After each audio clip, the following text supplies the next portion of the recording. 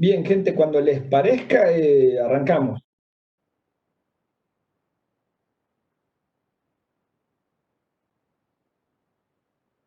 Profe, ¿puede grabar? Sí, sí, por supuesto, sí, sí, sí. Cuando ustedes me digan, empezamos y empiezo a grabar. Gracias. Creo que ya estamos para empezar, supongo. Perfecto, perfecto, vamos a grabar.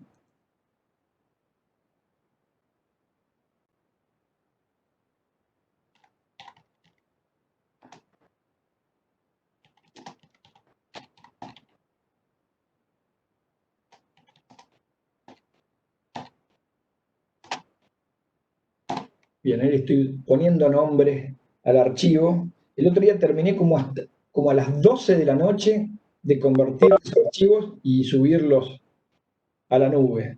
Tarde terminé y cansado, pero bueno, hoy ahora son 2 archivos, no 3. Por ahí vamos un poco más rápido. Ahí pongo a guardar.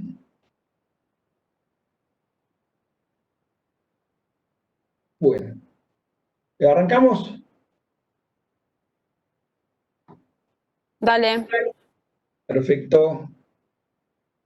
Bien, vamos a hacer un problema de resolución de dinámica de fluidos, pero en este caso vamos a hacer el mismo problema que vimos en la clase anterior, en la clase del miércoles pasado, la misma geometría, la misma idea en general, pero ahora lo que viene fluyendo por el plano inclinado no va a ser un fluido newtoniano, sino un no newtoniano.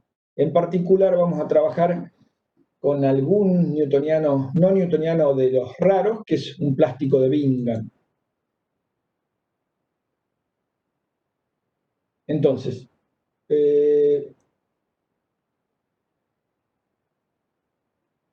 ahí está. Estoy acomodando algunas cosas en mi pantalla que quizás ustedes no ven. Vamos a trabajar con el estudio y la determinación de algunas variables del flujo de una película descendente por un plano inclinado, lo que habíamos hecho en la clase anterior, pero en este caso el fluido que viene cayendo por ese plano inclinado por efecto únicamente de la atracción gravitatoria, solamente por gravedad, es un plástico de Bingham. Es decir, nuestro fluido en este caso es no newtoniano, y en particular es un plástico de Bingham. Arrancamos, los datos que me van a dar el fluido es el tau sub cero o el tau de fluencia, el esfuerzo de corte mínimo que necesita para empezar a fluir.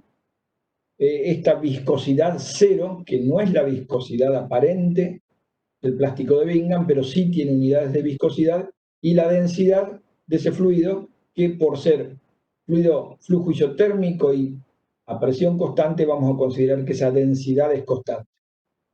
Volvemos a repetir las consignas de la clase del miércoles pasado, es decir, no hay reacciones químicas, el fluido tiene una densidad constante, es laminar, unidireccional, el flujo es solamente gravitatorio, no hay bombas impulsando el fluido, el estado es estacionario, el flujo es desarrollado, y nuevamente vamos a despreciar la influencia de las perturbaciones iniciales y finales. Es decir, no vamos a tratar de poner mi volumen de control cerca de las perturbaciones de entrada o cerca de las perturbaciones de salida. Es decir, mi volumen de control lo vamos a poner en un lugar de flujo desarrollado lejos de la influencia de las perturbaciones iniciales y finales.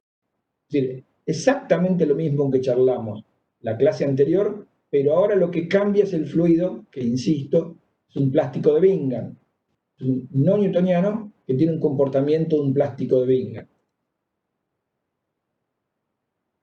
Vuelvo a repetir algunas transparencias, algunas filminas, no sé cómo lo quieren llamar. Estas cosas las tienen que saber. Un poco cómo es el comportamiento reológico de un fluido newtoniano, de un fluido dilatante, de un pseudoplástico y de un Bingham.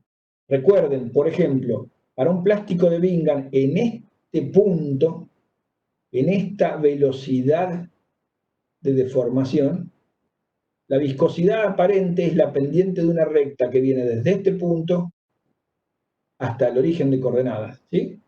Si se fijan, para puntos cada vez más a la derecha, la pendiente de la recta es cada vez más baja, y por lo tanto, para un plástico de Bingham, la viscosidad aparente va disminuyendo con el aumento de la velocidad de deformación. ¿Sí? Recuerden estos grafiquitos. Una cosa que vemos que les pasa seguido en los finales. Ustedes miran los gráficos y los entienden, pero no los practican.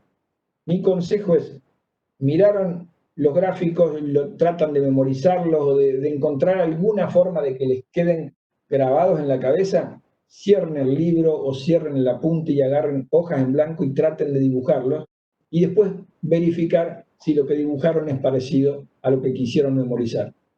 Les cuesta bastante reproducir en los exámenes los gráficos que les damos en la teoría. O sea, miren los gráficos, traten de entenderlos, traten de visualizarlos, pero practiquen los gráficos. Cierren todo, los dibujan y después se fijan a ver qué correspondencia hay entre lo que dibujaron y lo que quisieron dibujar. Bien, para este caso, de vuelta, como en el problema anterior, vamos a buscar una expresión del perfil de velocidades y a graficarla, encontrar una expresión de la velocidad máxima, una expresión de la velocidad media, una expresión del caudal volumétrico. No vamos a trabajar en este caso con el cálculo del espesor de la película, porque como recordarán, para calcular el espesor de la película teníamos que medir al menos algo, o velocidad media o caudal. Entonces, no era que el espesor de la película salía de un cálculo, sino que salía de los cálculos previos que habíamos hecho y una medición experimental, por ejemplo, de caudal volumétrico. Pero básicamente lo importante del problema es encontrar la expresión del perfil de velocidades, la expresión del perfil de fuerzas de corte y calcular la fuerza sobre la superficie del plano. En una primera instancia, ¿les parece que la fuerza sobre la superficie del plano va a cambiar? ¿Va a ser distinta?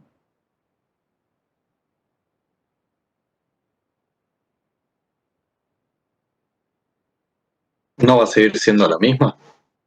Exacto. Si ustedes se acuerdan de la expresión, la fuerza no dependía de la radiología. La fuerza era el peso la componente del peso en esa dirección.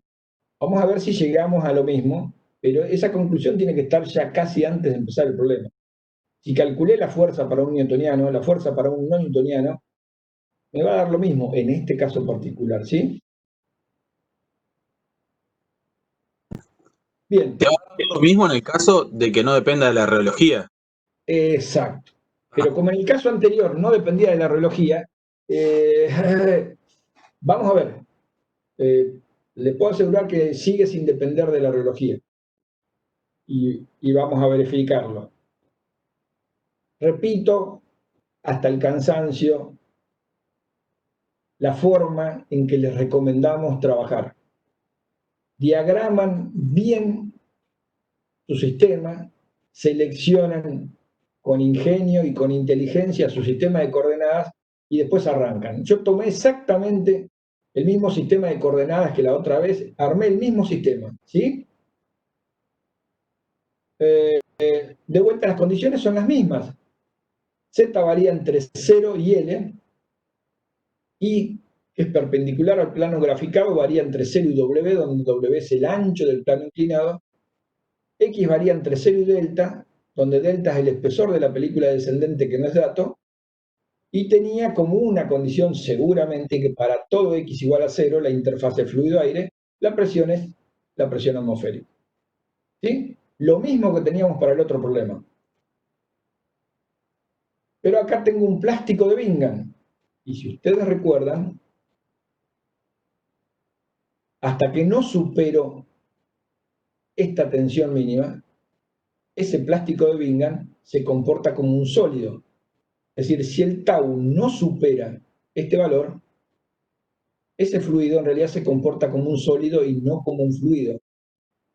Entonces, en todos los sectores donde el tau sea menor al tau 0 o al tau de fluencia, no puedo aplicar mis ecuaciones de continuidad y de movimiento que han sido resueltas o pensadas para interpretar dinámica de fluidos. Si mi fluido en algún sector de mi volumen de control se comporta como un sólido, en ese sector no puedo utilizar las ecuaciones de continuidad y de movimiento. ¿Eso está claro? Aplico solamente las ecuaciones de continuidad y de movimiento al sector donde el fluido se comporta como tal, donde el fluido fluye, no donde el fluido tiene comportamiento de sólido. Y al respecto, repasemos esto. Si el esfuerzo de corte, en este caso era el tau xz, es decir, la transferencia de cantidad de movimiento era en la dirección X y la fuerza o la velocidad que generaba cantidad de movimiento estaba en la dirección Z. El primer subíndice es hacia dónde se transmite la cantidad de movimiento. El segundo subíndice es en la dirección que tenemos cantidad de movimiento. Volvemos a la idea. Si el esfuerzo de corte tau xz es siempre menor que el esfuerzo de corte de fluencia, el tau sub 0, entonces el fluido se comporta como un sólido. Se podrá deslizar o no hacia abajo, ya ahí depende de la relación entre los componentes de la fuerza-peso en la dirección Z y la fuerza de roce en la dirección Z. Pero si el tau xz siempre es menor que el tau 0, me olvido de expresiones de dinámica de fluidos y utilizo expresiones básicas de dinámica de sólidos. ¿Sí? Si el esfuerzo de corte, el tau xz, siempre es mayor que el esfuerzo de corte de fluencia, entonces el fluido fluye hacia abajo por acción de la gravedad, pero a lo largo de todo el espesor de la película. Se pueden dar casos intermedios donde el esfuerzo de corte supera en algún valor que vamos a llamar x sub 0 al esfuerzo de corte de fluencia. Entonces, el fluido en una parte fluye como tal, como fluido, y en una parte se comporta como un sólido, como un pedazo de un pan de manteca que va bajando, acompañando el movimiento del fluido, pero esa porción de fluido que no fluye, sino que se comporta como un sólido, se moverá en lo que en ingeniería se llama como un flujo tapón. ¿Cómo arrancamos siempre los problemas de dinámica? Después de haber hecho el diagrama, todo prolijito, y de haber visto entre qué y qué varía Z, entre qué y qué varía Y, entre qué y qué varía X, cuáles pueden ser algunas de las condiciones de contorno. Bien, planteo la ecuación de continuidad. En nuestro caso, vamos a trabajar con la expresión A, con la expresión B o con la expresión C. Con la A. Con la A. Es un típico caso de coordenadas cartesianas. Y fíjense, y remarco esto, en la ecuación de continuidad no hay referencias a la reología de fluidos. Estas expresiones son válidas para cualquier tipo de fluidos. Obviamente no son válidas para sólidos. Repito, estas ecuaciones son válidas para cualquier tipo de fluidos. En la ecuación de la continuidad, no hay referencias a la reología de fluidos. No sé si lo conocen esto. Si les llegamos a preguntar algo de esto en el final, no pueden dudar, no se pueden equivocar, ¿sí? ¿Cuáles son mis condiciones de contorno? Parecen que son las mismas que el problema newtoniano. Para todo x igual a delta, bz es 0, condición de no deslizamiento. Y para todo x igual 0, hago xz es igual a 0. Una condición de contorno en B y una condición de contorno en tau. ¿Sí? Es decir, ¿les parece que voy a utilizar para la resolución la ecuación de Navier-Stokes?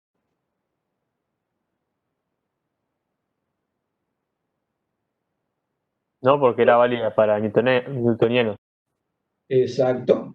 Primero, este es un típico no newtoniano, Agustín. Pero por otro lado, es decir, tengo una condición de contorno en B y una condición de contorno en tau. Aunque fuese newtoniano, no puedo trabajar en Navier-Stokes porque no tengo dos condiciones de contorno de velocidad. ¿Eso está claro? Es no newtoniano, no uso Navier-Stokes. Pero además, tengo una condición de B y una condición de tau, entonces no uso Navier-Stokes. ¿Sí? De vuelta, siempre resuelvo con letras, resuelvo genéricamente.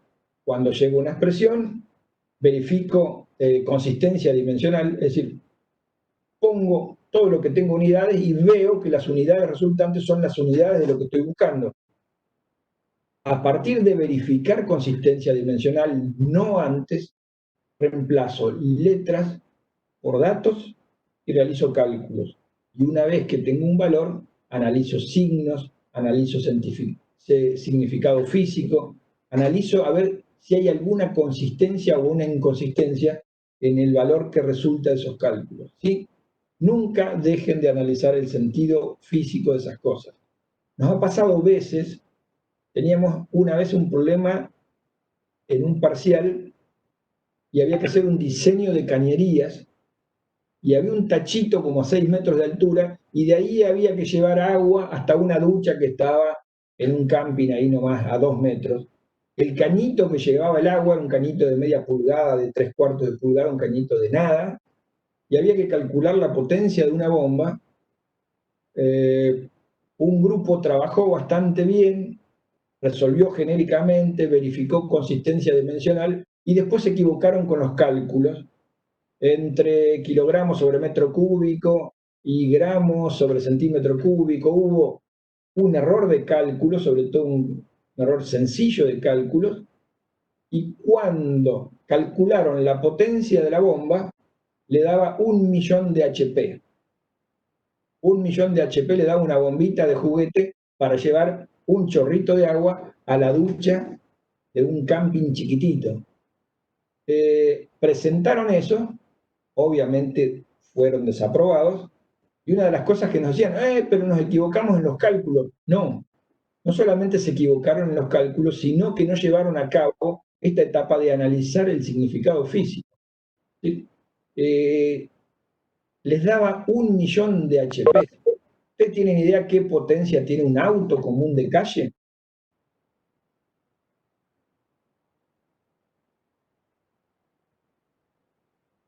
¿500? ¿Cuánto? 150 HP. Lindo auto, es decir, mi auto no tiene 150 HP, tomar. Un 150 Bueno, la camioneta. HP, es una camioneta, un autito importante.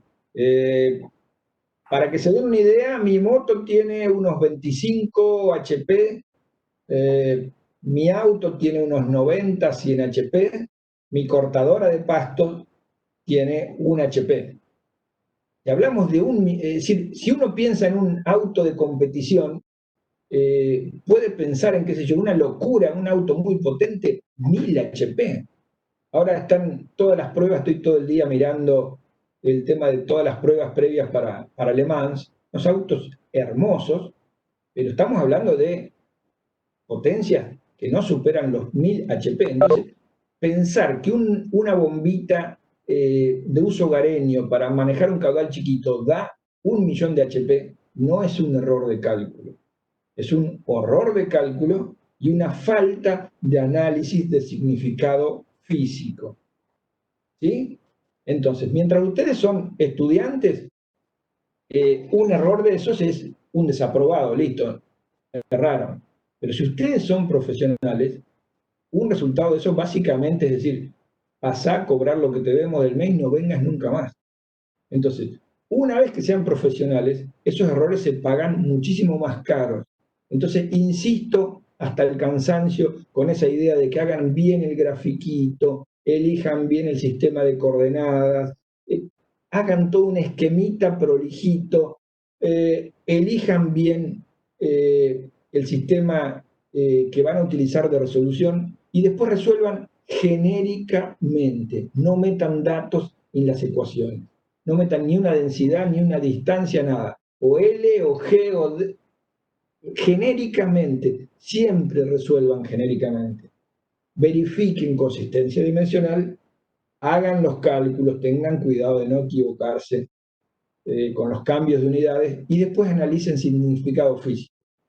Decir que una bombita de juguete tenía una potencia de 1.000.000 de HP no es solamente un error de cálculo, es un error grosero de análisis de significado físico. No pasen esta etapa por arriba. Esta etapa forma parte de la resolución ingenieril de un problema.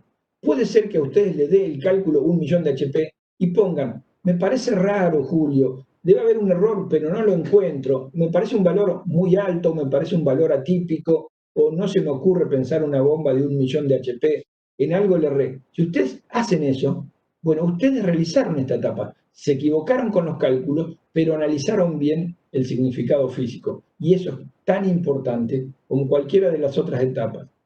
A veces se pueden equivocar en los cálculos, nos pasa a todos, más a las personas como yo, que ya estamos un poco gastados, un poco limados, pero el análisis del significado físico del resultado de su cálculo es parte integral de la resolución de un problema.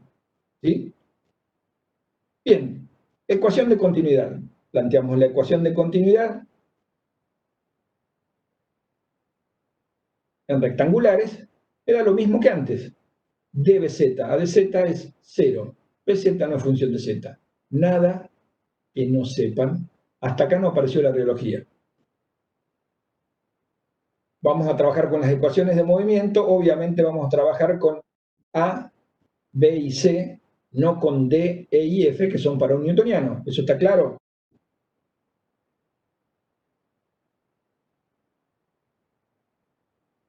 Sí, sí. ¿Sí? Sí. Bien. En función de las condiciones de contorno y del tipo de fluido, no podríamos utilizar expresiones D, E y F. Casi una obviedad a esta altura del partido.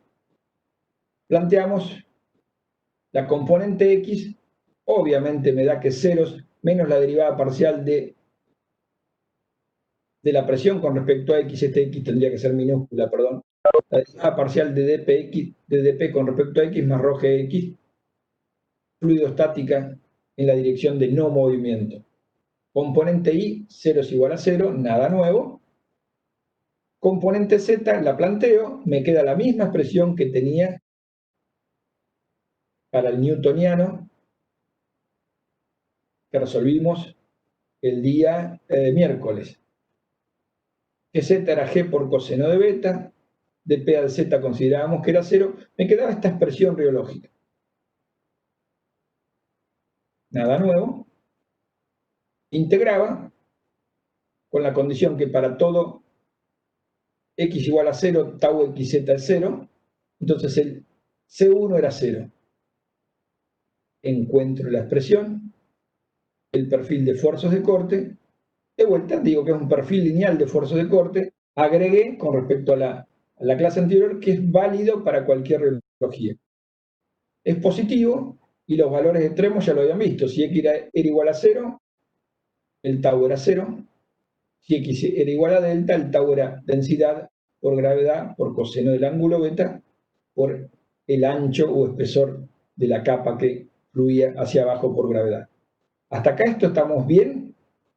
Esto es válido para un fluido.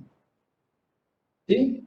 La cuestión empieza ahora, es decir, yo no sé si esto es válido para toda la zona entre 0 y delta. Esto es válido para cualquier reología, pero es válido para un fluido. Entonces, esto no es válido si hay algún sector del área de flujo donde el fluido no se comporte como tal y venga cayendo o bajando en flujo tapón a una velocidad constante como un sólido. Entonces, ¿esta expresión es válida? Es válida para cualquier reología. ¿Es válida para todo el rango de X? Hasta ahora no lo sé. ¿Sí? Entonces, lo que me queda es un perfil lineal de fuerzas de corte válido para cualquier reología si el fluido se comporta como un fluido entre X igual a 0 y X igual a delta, y todavía no lo sé. En algún valor X sub 0, el esfuerzo de corte, tau XZ, va a ser igual al esfuerzo de corte de fluencia, el tau 0. Entonces igualo el tau a tau 0 y reemplazo X por X sub 0. Reemplazo el tau por tau 0 y reemplazo X por X sub 0 y de ahí despejo el X sub 0. ¿Sí? ¿Hasta ahí me siguen? Lo que tendría que verificar que este X sub 0 esté entre 0 y delta. ¿Sí? ¿Qué pasaría si este X sub 0 es mayor que delta? No hay fluido, es sólido, se comporta como un sólido. Bien, me gusta esa idea. Lucila, ¿lo dijiste? Sí, ¿Qué opina el resto?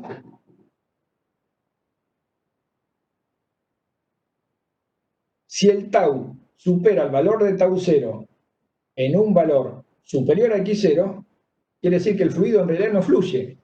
Está como un pan de manteca sobre un plano inclinado. Caerá o no caerá dependiendo de la relación entre la componente en Z de la fuerza peso y la componente en Z de la fuerza de roce. Pero si ese X sub 0 es mayor